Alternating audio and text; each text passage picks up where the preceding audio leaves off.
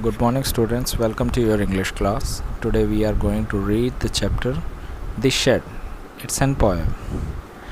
Do you know what a shed is? क्या आपको पता है shed क्या होता है? A cow shed, a tool shed, a wood shed. For example, it's a small room away from the main house for storing or keeping things, animals, tools, vehicles, etc. Shed एक छोटा सा कमरा होता है जो हमारे मेन घर से थोड़ा दूर बना होता है, जस्ट लाइक अ स्टोर रूम। वहाँ पे हम अपने एनिमल्स को या इम्पोर्टेंट टूल्स या व्हीकल्स को हम वहाँ स्टोर करके या कुछ देर के लिए रख सकते हैं। सो उसे हम क्या कहते हैं? Shed. Ask your partner if she or he has ever seen a shed. अपने पार्टनर से पूछिए, अपने दोस्तों से पूछिए कि क्या उन्होंने कभी कोई शेड देखा है।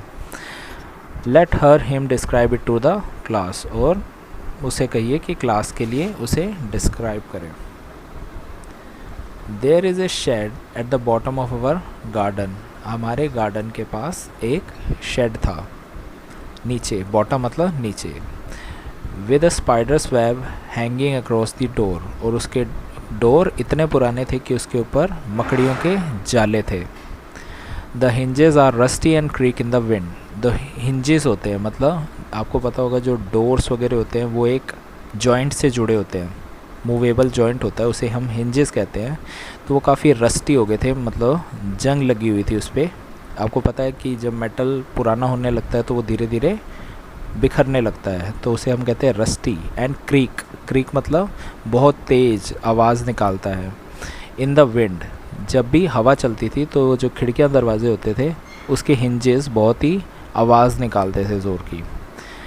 When I am in bed I lie and listen।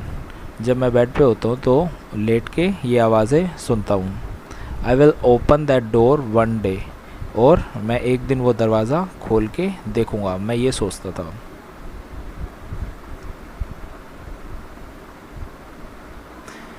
There is a dusty old window around at the side with 3 cracked panes of glasses। और उस शेड के अंदर उस शेड के 3 साइड में पुराने विंडोज़ थी, मतलब खिड़कियां थी जिसके अंदर 3 पैनल्स। आपको पता होगा विंडो में 4 पैनल होते हैं, 4 ब्लॉक्स बने होते हैं, उनमें से 3 पैनल में जो ग्लास थे वो टूटे पड़े हुए थे। I often think there someone staring at me each time that I pass. I will peep through that window one day. जब भी जो हमारा पॉइंट है उसके आसपास से गुज़रता था तो उसे ऐसा लगता था कि कोई उसमें से उसे झांक के देख रहा है, और वो सोचता था कि एक दिन ज़रूर मैं विंडो से अंदर झांक के देखूंगा, मैं भी देखूंगा कि अंदर क्या है। My brother says there is a ghost in the shed who hides under the rotten floor boards.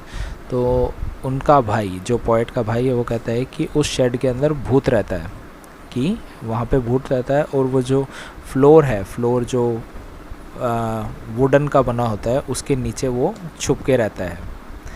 And if I ever dare to set foot inside he will jump out and chop off my head, but I will take a peek one day. तो उसने कहा अगर मैंने गलती से भी उस shade में कदम रखा तो वो भूत जंप करके, मतलब कूद के मेरे ऊपर आएगा, and chop off my head मतलब मेरा सर काट देगा। So the brother was trying to scare him, but the poet was quite we can say ज़िद्दी था कि उसने डिसाइड किया कि मैं तो एक दिन देखूंगा अंदर। I note that there isn't really a ghost। वो जानता था कि वहाँ पे सच में कोई गोस्ट नहीं है। My brother tells lie to keep the shed for his den। तो उसने कहा कि मेरा ब्रदर झूठ बोल रहा था ताकि वो शेड अपने लिए रख सके, अपने काम के लिए। There isn't anyone staring और making strange noises.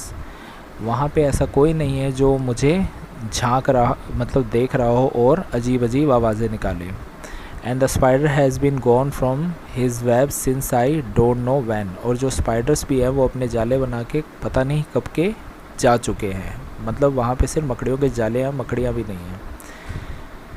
I will go into the shed one day soon. और मैं एक दिन शेड में ज़रूर जाऊँगा, बट नॉट जस्ट येट, पर अभी नहीं। So, who's the writer of this poem? Frank Flynn. I hope you understand this chapter. There are some exercises after that. You have to complete it and submit it to your teachers. So, thank you and have a nice day.